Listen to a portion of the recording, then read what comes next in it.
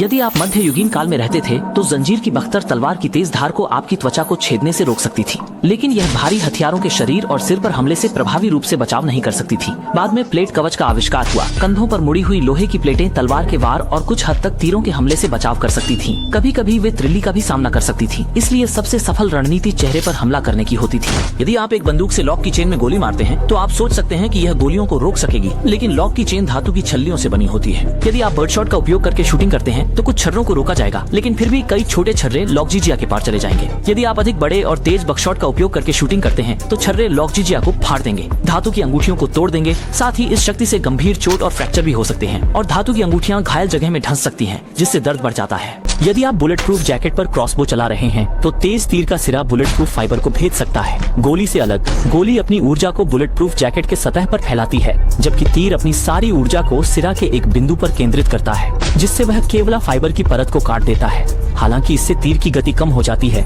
लेकिन अंततः तीर का सिरा इसे भेद कर पहनने वाले के शरीर को घायल कर देता है।